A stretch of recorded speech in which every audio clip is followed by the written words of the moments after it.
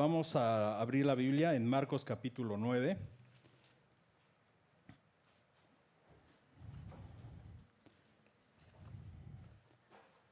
Para los que no me conocen, yo soy Bernardo Muñoz. Gracias. Este martes que viene cumplo 24 años de casado. Mi esposa es Cata. Tenemos 3 hijos. Y gracias por la invitación, pastor. Vamos a abrir la Biblia en Marcos 9. Hemos visto cronológicamente, como está escrito el Evangelio de Marcos, y hoy vamos a ver un texto que es Marcos 9 del 14 al 19. Pero antes de entrar en este punto, creo que es importante notar el contexto. No sé si no lo he prendido. Muy bien. El pasaje que vamos a estudiar el día de hoy es un pasaje que está en medio de verdades profundas y llenos de significado del Evangelio. Fíjense, en Marcos 8:34 está hablando el Señor del negarse y el seguir a Jesús. ¿Ok? Fíjense muy bien, Marcos 8:34 y nos lo explicó nuestro hermano Edén, el negarnos y el seguir a Jesús. Marcos 9, del 1 al 7, está hablando de la transfiguración. ¿Vamos bien? ¿Sí vamos bien? Entonces el primer pasaje fue sobre la negación, el segundo fue la transfiguración y el reino y que iba a venir Elías. ¿Ok? Pero aquí hay muchos estudiosos de la Biblia, ¿cierto? ¿Sí o no? Y hay una regla en hermenéutica que dice que el texto se tiene que aplicar con base en su contexto. Me voy a brincar el pasaje y vean lo que dice en el capítulo 9, versículo 30. Dice, saliendo de allí, iba pasando por Galilea, y él no quería que nadie lo supiera porque enseñaba a sus discípulos y les decía, el Hijo del Hombre será entregado en manos de los hombres y lo matarán, y después de muerto a los 3 días resucitará. El pasaje que vamos a ver es lo que está en medio de este sándwich de pasajes. Vemos la negación, vemos la transfiguración, vemos verdades del reino de que Elías ya vino y después nos pasamos nuevamente a la muerte y resurrección de Jesús. Y en medio de esta descripción hay un pasaje que no sé por qué lo colocaron ahí. Bueno, sí sé, pero esto es algo que quisiera que me fueran acompañando, porque hoy los que no llegaron temprano me quedé sorprendido ver a Efraín. Sumamente sorprendido. Un niño que murió por 3 o 6 minutos y que Dios lo haya resucitado. Son verdades que lo leemos en la Biblia, pero palpar un milagro es sorprendente. Palpar una vida que se está gestando en Eloísa, en Ale, es increíble. El hecho también de que se estén formando familias con Mari, con Paco, son verdades que nos deben de traer a vivir el reino entre nosotros. Y justamente las verdades que está hablando el Señor Jesús sobre la gloria en lo que es la eternidad, imagínense los discípulos ver la transfiguración de Jesús. ¿Alguien ha leído un libro de su héroe? Por ejemplo, yo no soy muy de estar leyendo a C.S. Lewis, ¿no? Y ven Narnia, y imagínate conocer al autor de Narnia, ¿qué le dirías? ¿Qué pensarías? Oye, ¿en qué punto empezaste con esa novela? ¿Por qué se te ocurrió? Tantas cosas. Pedro vio a Moisés, de aquel que había leído durante toda su vida. Pedro vio a Elías, de aquel que había escuchado que había resucitado muertos y cerrado cielos. Pedro vio la gloria de Jesús. Algo inimaginable. Y en medio de ese contexto, vamos a 9:14. Dice, cuando regresaron, imagínate, están con toda esa gloria, y el pasaje en Lucas dice que fue inmediatamente, es decir, fue Ellos bajaron, inmediatamente sucede esto. Cuando regresaron a donde estaban los otros discípulos, vieron una gran, ¿qué? Subraya multitud. Y unos escribas que discutían con ellos. ¿Y subraya a quién? Escribas. Enseguida, cuando toda la multitud vio a Jesús, quedó, ¿cómo quedó? Sorprendida. ¿Pero por qué sorprendida? Y corriendo hacia él los saludaban. ¿Qué discuten con ellos?, les preguntó. La forma en cómo está construido el texto, hay algunos que dicen, es que Jesús cuando bajó de la transfiguración tenía un gran resplandor. Yo creo que no, porque él versículos antes había dicho que lo que había pasado en ese monte a nadie le tenían que decir. Simplemente se sorprendieron porque ellos quizá estaban esperando más tiempo. Y dice que los saludaban. No era un saludo como, hola, ¿cómo estás? Sino era un saludo de respeto, de saber que estaba llegando él ahí. ¿Vamos bien? Y lo que están diciendo es, ¿qué discute con ellos? Estaban los discípulos, estaba la multitud, estaban los escribas, y en el versículo 17 dice, y uno de la multitud le respondió, Maestro, te he traído a mi hijo que tiene un espíritu mudo, y siempre que se apodera de él lo derriba, y echa espumarajos, cruje los dientes, y se va consumiendo. Dije a tus discípulos que expulsaran al espíritu, ¿pero qué? Pero no pudieron. La invitación de este mensaje es sobre el poder de Dios, de la gloria y del reino. Pero estas verdades, ojo, ¿cómo qué? Afectan nuestra vida. ¿Cómo afectan a quién? A nuestra familia. Por eso yo me quedé sorprendido hoy ver a Efraín. Es palpar la gloria de Dios mismo. Es la vida misma, la vida resucitada, o sea, es increíble. Y esas verdades que hemos notado en la Biblia, el hecho de tenerlas tan cerca nos debe de hacer valorar lo que creemos.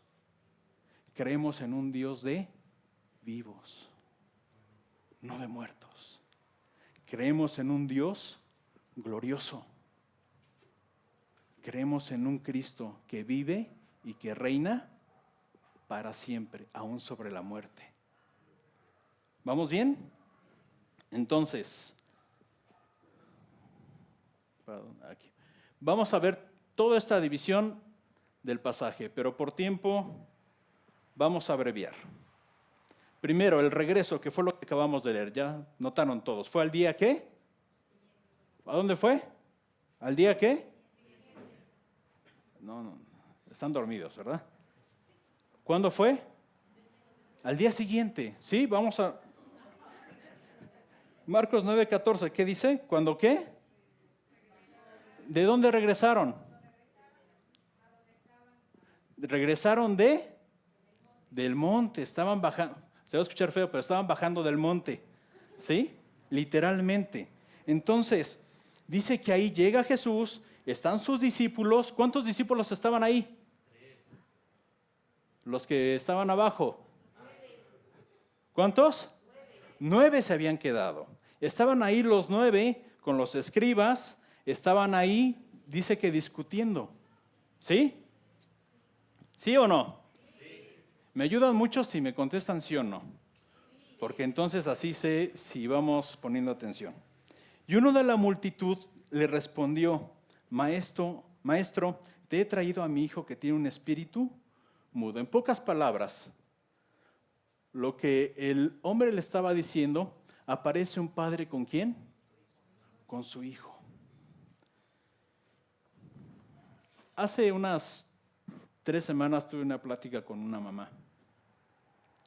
mamá de 3 hijos. Hijos de 18, casi 18, de 17 y de 12 o 13 años. 3 hombres. Y esta mamá optó por dejar a sus 3 hijos e irse y hacer vida con otro hombre que no es el papá de los hijos, sabiendo que el papá de los hijos no está viendo por ellos, y lo que hizo fue irse a vivir con su familia. Y esta mujer me decía, es que yo quiero ser feliz. Yo quiero vivir feliz. Pero no le interesó sus 3 hijos. Dejar a sus hijos. Y aquí vemos un hombre que a pesar de lo que estaba pasando su hijo, lo vemos totalmente interesado, volcado. Hace rato decía Jaciel, lo único que pude hacer cuando vi a mi hijo así fue hincarme de rodillas y estar intercediendo por mi hijo, estar pidiendo por la vida de mi hijo. Este padre dice que llegó con su hijo y le empieza a explicar al Señor, versículo 19.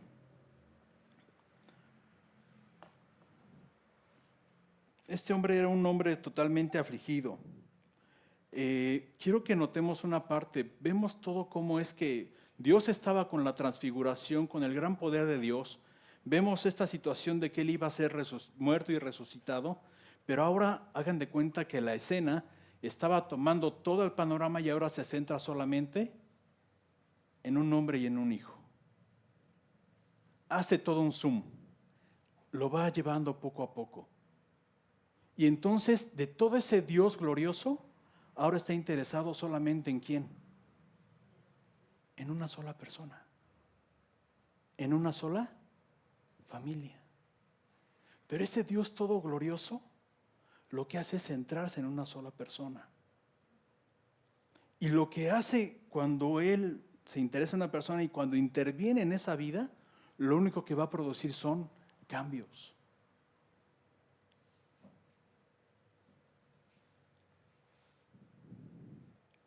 Le dice que el Espíritu se apodera de él, lo atrapa, es decir, cuando el Espíritu llegaba hacia este muchacho, lo atrapaba de una manera que no lo soltaba.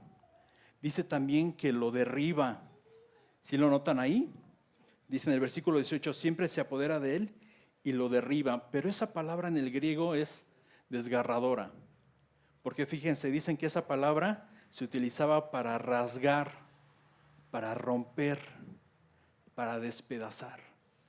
¿Qué sentirías ver a tu hijo o ver a la persona que tú más quieres, verse cómo se está desgarrando su cuerpo y tú no puedes hacer nada? O sea, es algo que es terrible. Posteriormente dice que se va consumiendo, fíjense, y echa espumarajos, cruje los dientes y se va consumiendo. Y la palabra que ocupa aquí para irse consumiendo es la palabra que utilizaban para una destrucción física de árboles que se secan. En pocas palabras, lo que veía el hombre es que a su hijo se le estaba yendo la vida. ¿Cómo creen el corazón de ese padre? Roto, impotente, desgarrador. Una de las noches que yo tuve a Darío en el hospital, en la peor noche que tuvimos, fue impotente ver cómo a mi hijo se le estaba, y literalmente les digo, se le estaba yendo la vida. Y me acuerdo que esa noche tuve que ponerme a un lado de la cama y le dije, Dios, si es tu propósito que tú te lo lleves hoy, pon paz en mi corazón y pon fe para saber que un día lo voy a ver. Y como padre te sientes tan impotente no poder hacer algo. Y el corazón de este hombre se está desnudando aquí y dice, eso es lo que le está pasando a mi hijo. Dice que lo había llevado porque yo creo que había escuchado de lo que hacía Jesús. En Marcos capítulo 1, 23, alguien que me quiera ayudar a leerlo, Marcos 1, 23. Rápidamente, y alguien más busque Marcos 1, 34. Nada más rápidamente. ¿Ya tienen Marcos 1:23? Sí, yo. Sí. Marcos 1:23. En ese momento estaba en la sinagoga de ellos un hombre con un espíritu inmundo, el cual comenzó a gritar. Ujú. Entonces, ahí estaba en la sinagoga, versículos más adelante, Jesús lo libera de ese demonio. Marcos 1:34, ¿qué dice?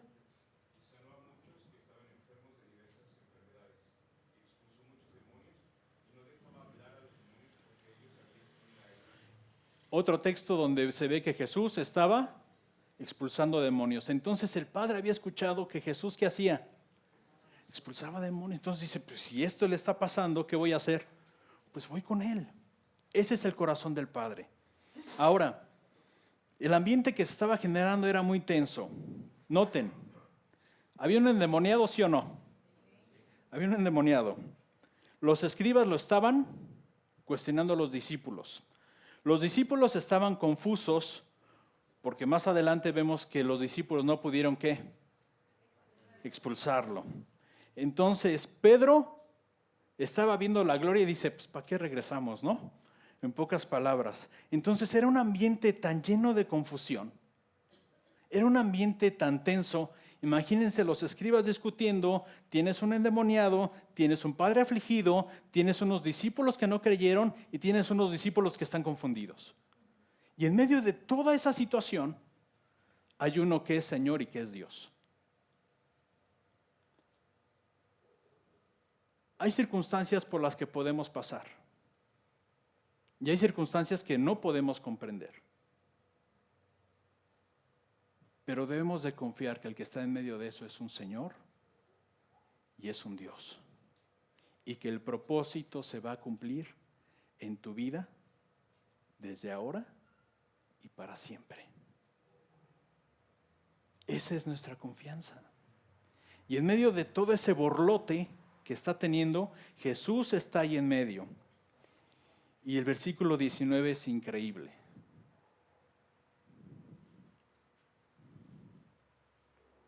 Jesús les dijo, yo creo que es de las reprensiones más fuertes.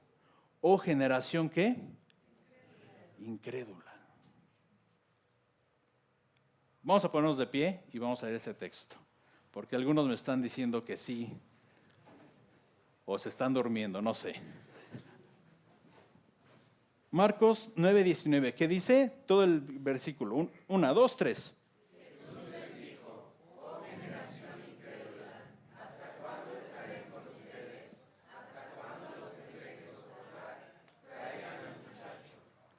Vamos a tomar asiento. Entonces Jesús, ¿qué les dijo? ¿Cómo les dijo? Oh generación incrédula. O sea, está todo el borlote y entonces hay una palabra. Y la palabra sale del Señor y les dice, oh generación incrédula. Fue contundente, no dejó pie a duda. Hace 8 días dijo el pastor, que quizá lo regañaba por lo que decía, pero fue confrontante. En pocas palabras el pastor dijo, si no estás teniendo tu vida con Jesús, entonces no vengas. De esa misma forma está diciendo Jesús, oh generación incrédula. Cuando dice esta palabra el Señor Jesús, ya había pasado 2 años de estar haciendo milagros, 2 años de estar enseñando, 2 años de estar ahí con los escribas, con los fariseos. Había hecho señales, prodigios y milagros, ya había hecho todo. Y no se los dice solamente a los apóstoles que estaban ahí, los 9 que habían quedado abajo. Se los dice a los escribas, se los dice también al hombre que estaba ahí. Se los dice a todos, dice, oh generación incrédula, ¿hasta cuándo estaré con ustedes?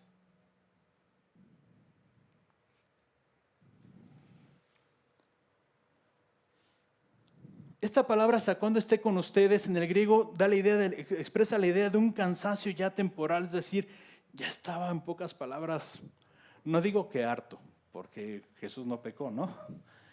Pero sí ya estaba decepcionado.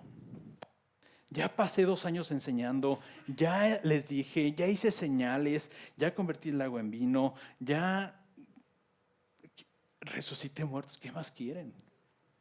¿Hasta cuándo? Y en tu vida y en mi vida hemos visto la gracia de Dios diario. Sube la gasolina y ¿te ha faltado algo? Hubo pandemia. Si te enfermaste, Dios te sanó. Hay otros que se enfermaron y ni siquiera lo sentimos. Fuimos asintomáticos. Hay otros que tenemos techo y sustento. ¿Qué pasa? Y hay veces que se nos olvida el Dios de gracia que tenemos. Yo no quisiera escuchar estas palabras para mí, que decirme ¿hasta cuándo? O sea, sería terrible. ¿Hasta cuándo los tendré que soportar? Y entonces dice, traigan al muchacho. De una manera enfática y contundente, imperativo. Traigan al muchacho. Versículos 20 y 21.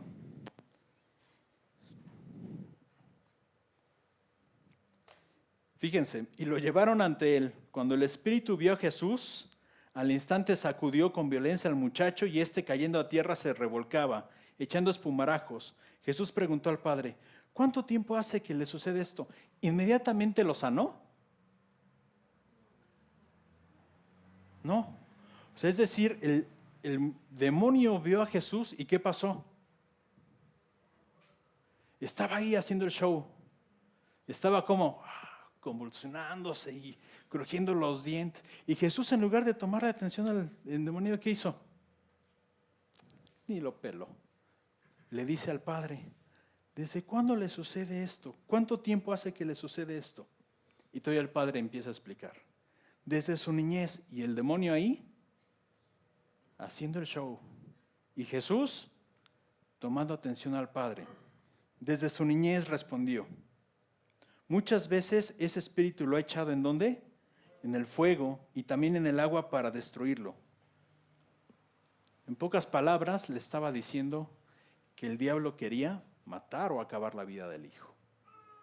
Pero Jesús no sanó de inmediato al muchacho. Estaba ahí el demonio, estaba haciendo todo su show y Jesús siendo Señor, siendo Dios, no perdiendo el control. ¿Vamos bien?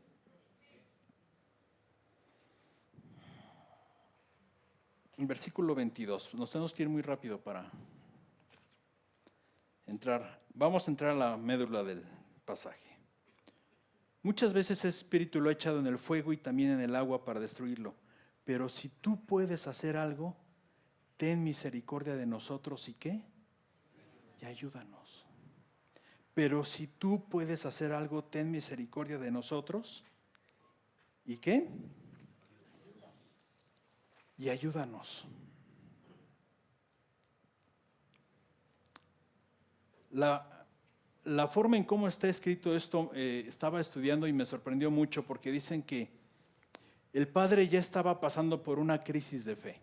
¿Quién ha pasado por crisis de fe o por crisis de vida aquí? Lo en su mano. ¿Qué se siente? Yo creo que ha sido de las peores veces en mi vida como me he sentido, ¿no? O sea, te preguntas qué haces, por qué vives, para qué vives, o sea, ¿qué hago aquí en este momento? ¿O qué hago? No sé, hay tantas cosas, o ¿por qué me permites esta vida? ¿Por qué me permites esta familia? Te empieza un cuestionamiento tan fuerte y dices, ¿cómo? Pero si yo todo lo que estaba haciendo estaba correcto, ahora tengo este resultado. O sea, no es posible, o sea, no tiene por qué ser así. Este hombre estaba viendo una crisis de fe. Oye, yo había escuchado que Jesús y sus discípulos expulsaban demonios, lo lógico era que lo trajera ahí, expulsar el demonio.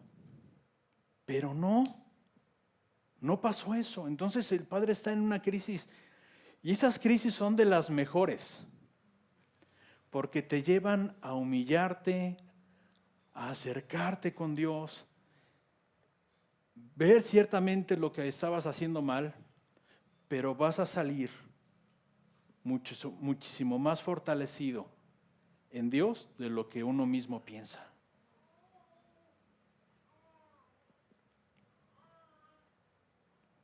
Dice, pero si tú puedes hacer algo, hay un atisbo ahí hay algo de fe porque yo escuché que tú lo hacías, pero al mismo tiempo me estoy dando que las circunstancias me dicen que no puedes.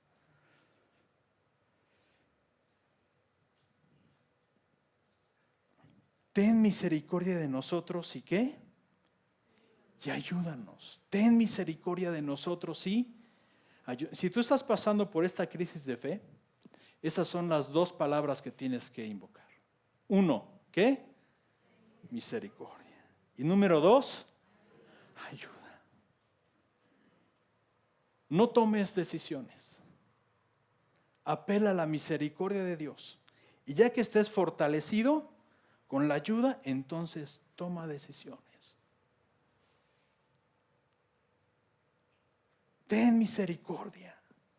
Ten misericordia. El Padre dice en la construcción ahí en el griego que en pocas palabras empezó a gritar. Ten misericordia, ten misericordia, ten misericordia. Ayúdanos. Ya no le dice ayuda a mi hijo. ¿Cómo le dice? Su problema, el problema de su hijo era su problema. El corazón de su hijo era su corazón. Dice, ayúdanos. Versículo 23, ¿cómo responde Jesús? En pocas palabras, oye, pues soy Señor y soy Dios. Pues ¿cómo preguntas que si puedo? ¿Por qué preguntas que si puedo? Pero la respuesta, le dijo Jesús, todas las cosas son posibles para el que cree.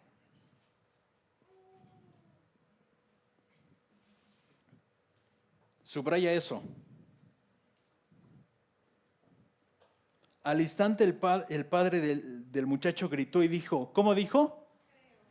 Creo, ayúdame en mi incredulidad.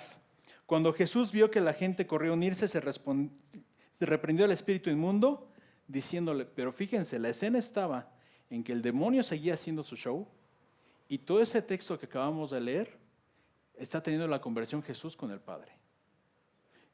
Ni lo está pelando. El demonio estaba revolcando y estaba haciendo con lo que quería con el cuerpo pero con el cuerpo del muchacho, pero Jesús sabía que no era correcto hacerlo en ese momento, hasta el tiempo correcto. Y entonces lleva a confrontar al Padre con su fe. ¿Cómo si puedo? ¿Podía o no podía? Claro que podía. Claro que el Padre tenía un poquito de fe por lo que había escuchado. Encontré una declaración de esta situación y dice, Dios no se ve limitado por nuestra falta de fe. Fíjense, Dios no se ve limitado por nuestra falta de fe. ¿O sí? No. Lo que se ve limitado por falta de fe es nuestra capacidad de recibir. A Dios nadie le ha cortado la mano para bendecir. Él la tiene llena y está en capacidad de bendecir. Pero muchas veces lo que se ve limitado por la falta de que no recibimos es nuestra falta de fe. Y es ahí donde Jesús, aunque estaba en toda la gloria, ahora está llevando a un padre a confrontarlo con su fe y a que crea que Él es Señor y que Él es Dios. Eso es lo grandioso de nuestro Dios. Porque Dios es un Dios todopoderoso, pero Dios es un Dios personal. Es un Dios que vive contigo, que trabaja contigo, que duerme contigo, que platica contigo, que siente contigo y aún se duele cuando tú pecas. Pero aún cuando tú pecas, Él está deseoso de restaurar, de reanimar, de fortalecer y de hacerte crecer. Es un Dios que se transfigura en la gloria, pero es un Dios que es personal y que te anima a seguir adelante. No reprocha, anima, disciplina cuando es necesario. Y en medio de esa crisis, de todo lo que estaba pasando, Cristo sigue siendo Dios. El demonio jamás tuvo la autoridad. Quien tenía la autoridad para hacer las cosas era el Señor Jesús. Y vemos aquí cómo es que Dios sigue teniendo la capacidad de bendecir y bendecir a ti y a través de ti, a tu familia y a los que están cerca de ti. Pero hay algo que tenemos que hacer y es creer que Él es Dios y que Él es Dios de mi esposa y que Él es Dios de mis hijos. Ellos tendrán que velar por su fe. Pero yo de mi posición es creer y pedir por ellos. Dios no se ve limitado por nuestra falta de fe. Lo que se ve limitado por la falta de fe es nuestra capacidad de recibir. Y entonces este hombre dice, al instante el padre del muchacho gritó y dijo, creo. Y dice que gritó, y la palabra en que está ahí está diciendo que cuando lo dijo, no solamente lo dijo una vez, sino lo dijo varias veces, creo, creo, creo, ayuda a mi incredulidad. Y en medio de la crisis que puede estar pasando, lo que más tenemos que hacer es estar diciendo estas palabras, creo, ayuda a mi incredulidad. Ayuda a mi incredulidad. Tengo un poquito de fe. Hazme crecer en esa fe.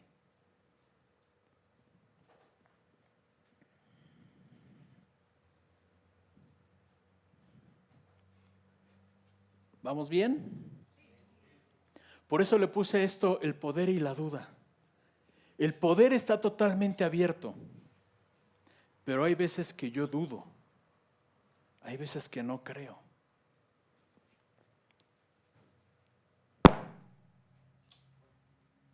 Gracias.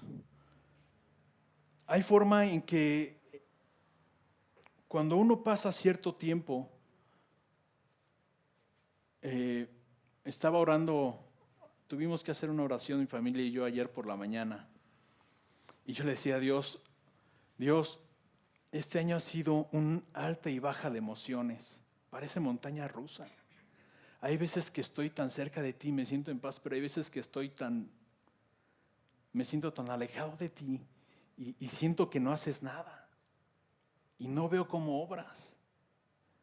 Y hay veces que puedo estar palpando la gloria y hay veces, o me estás hablando y hay veces que no te siento cerca. Y la forma en cómo está aquí el Padre del Hijo es esta misma forma. Tenía una serie de emociones y lo único que podemos hacer es compararnos con este Padre. Pero al final Él pudo ver la gloria.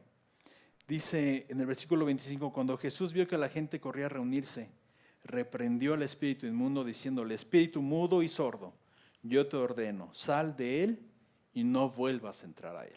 Fue determinante. Uno, imperativo. Primero, ¿cuál fue?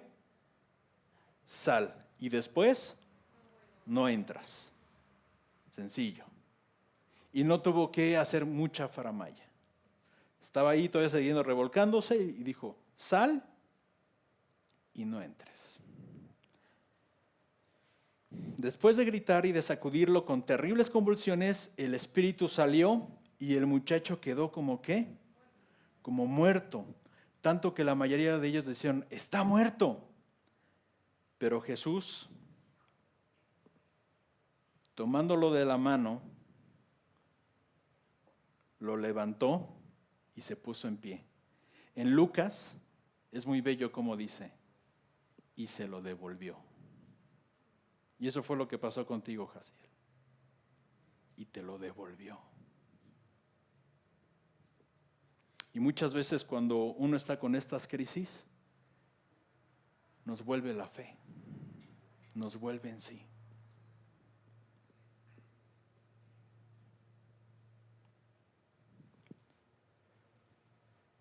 Todo esto que hemos visto es la liberación y vamos a terminar. Y ahora cambia la escena y ya no está el Padre, ni está el Hijo, ni está la muchedumbre. Ahora dice el versículo 28, cuando Jesús entró a casa, es decir, ya nada más estaba Jesús y estaban sus discípulos, le preguntaron en privado, ¿por qué nosotros no pudimos expulsarlo? Porque versículos antes, en capítulos antes de Marcos, dice que Él les había dado autoridad para expulsar demonios y lo habían hecho. Jesús les dijo, esta clase con nada puede salir, sino con oración. Hay algunos que han puesto y ayuno, pero los grandes estudiosos dicen que ese texto no pertenece a los textos originales en los que fueron escritos. Entonces, no sé si fue con oración y ayuno o fue con oración, pero hay algo claro, y es que la oración, ¿qué es lo que impera? ¿Para qué oramos? ¿Para qué oras hoy en la mañana? ¿Para bendecir los alimentos? ¿Para la comida? ¿Para qué oras? Shh. ¿Para qué oras? Para purificarnos. Para glorificarlo a Dios, ok. Para pedir ayuda, muy bien. En pocas palabras, oras para tener una relación con Él. Mucho de lo que puede tenerse aquí, algunos estudiosos dicen que el problema es que conocían a un Dios que estaba cerca de Él, pero la relación no estaba siendo igual que entre los discípulos. Lo que sí sé es que la frustración de esos discípulos estaba siendo mayor al ver cómo un demonio había tenido más poder que ellos. Pero también sé que al momento en que ellos le hicieron esa pregunta, solamente está escrito esto, pero yo creo que Él les dio la respuesta de una manera contundente y los atrajo a Él. Hoy el sentido de este pequeño devocional, porque este texto lo conocemos muy bien, es creer que hay un Dios todopoderoso, pero muy personal. Y ese Dios personal quiere tener relación contigo, desde hoy y para siempre. Pasando por crisis, pasando por enfermedades, pasando por las buenas, Él siempre sigue siendo Dios y Señor.